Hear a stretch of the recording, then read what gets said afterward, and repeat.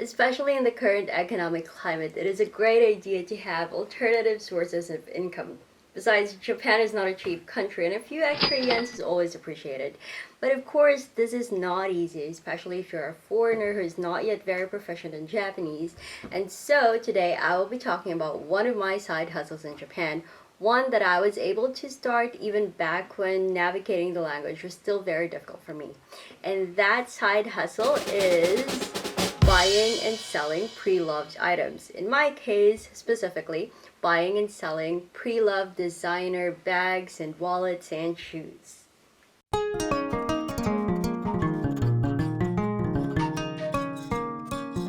So how does it work? Well, what I do is I browse Furima or flea market apps such as Mercari and Drakma, or go to secondhand stores in Japan such as Book Off, and I browse those looking for designer items which I think I will be able to sell at a higher price. I make it a point to really scrutinize the pictures. Are you okay, honey? Okay.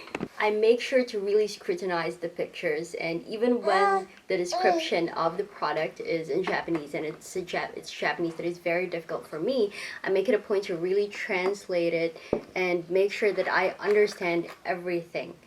So especially I try to watch out for notes about possible problems or defects in the product. And then when I'm convinced that doing so would be profitable, I buy the item. Now, once I have the item, it's not just a matter of simply posting it again for sale at a higher price, of course. This is actually where I do most of the work. And what I do is try to make it more attractive to buyers, because again, I'm selling it at a higher price, and it differs from one product to another. Sometimes it's a matter of simply taking better pictures. Sometimes I would have to clean the insides of the bag or maybe shine the leather a bit more, and there are even times when I would have to seek professional help for minor repairs.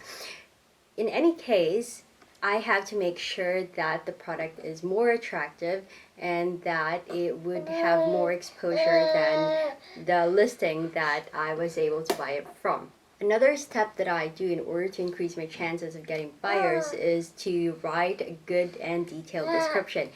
There should be information about what exactly I'm selling. So, of course, if it's a bag, then you have there the brand, what kind of bag it is, and then also you have the color, the exact color, and of course you have the size. So the more accurate the dimensions, the better. Even information like when and where you bought it. So where is actually a big thing here, because for example, if I bought it from a reputable secondhand shop that does a lot of inspection before accepting an item for selling, then that almost always assures the authenticity of the product. Of course, I would also note the damages if there are any. And then once that's done, I would post it for sale at a higher, but of course, still reasonable price. From that point on, it's a waiting game. Sometimes you would get a buyer in just a matter of minutes. Sometimes it would take days, and there are even times when your product would not get any attention at all.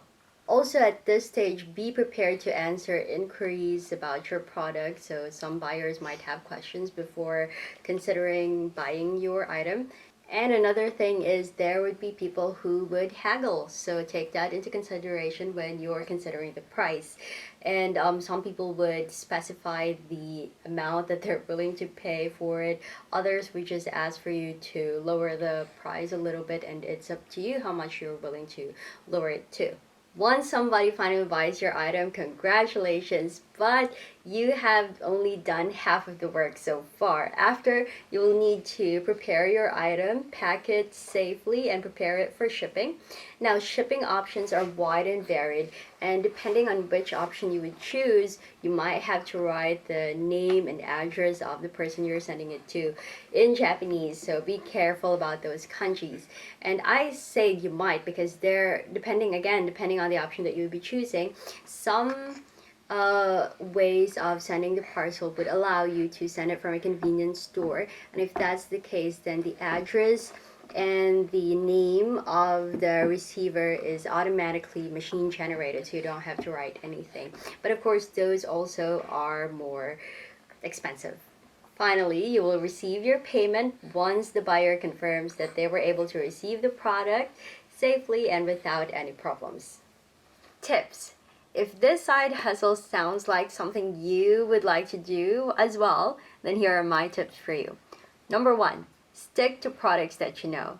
Of course, it goes without saying that just because I sell designer bags and other items does not mean that you should as well. The very reason why I got into this is because I have a thing for, okay, I'm obsessed with bags. I would be that crazy bag girl walking down the street, gawking at other people's bags and mentally reciting like what brand it is, what kind of bag it is, what leather it's made of, all the works. And I would find myself browsing flea market apps all the time. You know, when I was working full time, I would be doing it during my lunch hour, while I'm on the train, and even when I don't really have a plan to buy a bag or the budget to buy bags, I would find myself browsing those anyway. So I figured if I'm not going to do anything about it, then it's going to end up just a waste of time. So I might as well do something about it. And that is why I started this side hustle. Now, I know that gadgets, for example, or action figures, collector action figures are a great market to tap into, but I know zilch about them, so it would be very stupid of me to try to buy and sell them unless, of course, I actually take the time to educate myself about them. So again, stick with what you know. I know bags, so I can tell which products would most likely bring me profit. Now, these other tips are just in connection with how it works, but they bear repeating. So, tip number 2, thoroughly inspect the merchandise before buying it. This is especially challenging if you're buying it online, but do as much as you can. If you need to, if you have any reservations about a product, don't buy it unless you actually ask questions. And don't worry, you don't have to ask questions or post comments in perfect Japanese. You can use Google Translate. I did, and it went just fine for me, so it's going to be fine for you as well. Tip number 3, if there is anything at all that you can do to improve the quality of the item, clean it, shine it, I know, repair it, take better pictures, do it. Oh, what's wrong? Tip number 4, take great pictures. So it should be well lit. The colors should be as close to the original as possible. Don't make it too saturated. And also take pictures showing the best angles of the product that you're selling without, of course, hiding any damages. Tip number 5, write a detailed description with as many descriptions as possible. Tip number 6, be prepared to answer inquiries. Again, no need for perfect Japanese. Google Translate as much as you can if you need to. Tip number 7, you want to post the item at a price which is reasonable and attractively low for the buyers, of course. But as there might be people who would haggle, be sure that that's a price that has some legroom and a price that you're willing to lower a little bit if necessary. Tip number 8, you don't need a lot of money to start. I know that I said I'm buying and selling designer items, and that sounds like it's such an expensive side hustle, but honestly it's not, especially when I was starting out. And even now, my usual limit is just it's just 10,000 yen. Honestly, like, stumbling upon extreme bargains is part of the thrill and part of the fun for me. So I'm always going to be searching for very, very, very low priced items and hoping that I would be able to sell them at a much higher price. Tip number 9, only buy things that you yourself would love to have or use. Unfortunately, you won't always make the sale, and in this case you might be forced to sell it at a much lower price than you wanted to.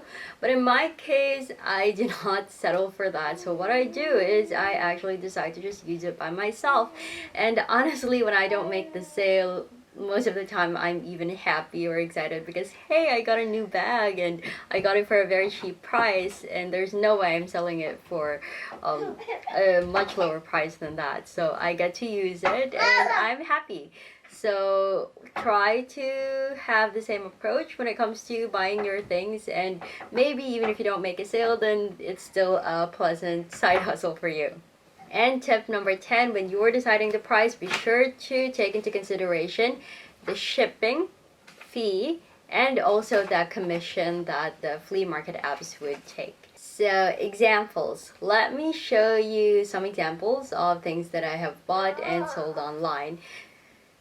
This is a Fendi bag that I saw posted for a little over 3,000 yen. So the pictures posted by the seller are actually not bad. They're well lit, but he only posted a couple of pictures, not a lot of at all. And so when I did my own listing, I made sure to upload more pictures, making sure that I highlight the different parts of the bag that are appealing. This also was posted for a pretty low price, and since I knew bags, I know that especially in Japan at that time, this design, this Zuka, Fendi Zuka print was pretty popular, so I snatched it up pretty quickly. I was able to sell it for almost 3 times the price I paid for it. And another example here is a Balenciaga, which I bought for 12,000 yen. I'm a big fan of Balenciaga, and I could see that the leather on this bag was really dry, and so that must have been why it was not getting a lot of hits and it didn't have a buyer for a very long time. And from my experience with this kind of bag, though, I also know that I can shine it and make it look better. And so that's exactly what I did. And when I posted it, I made sure to highlight more of its positive points. For example, the metal tag that ensures authenticity. I mentioned in the description that it's a rare color, and I sold it for 18,000 yen. And so that is how I earn from this side hustle. If this is something you're also interested in doing, go for it, and I hope it goes well for you, and I hope that you were able to get some useful tips from this video. What is your side hustle in Japan? Let us know in the comments, and be sure to subscribe to my channel. Thank you very much.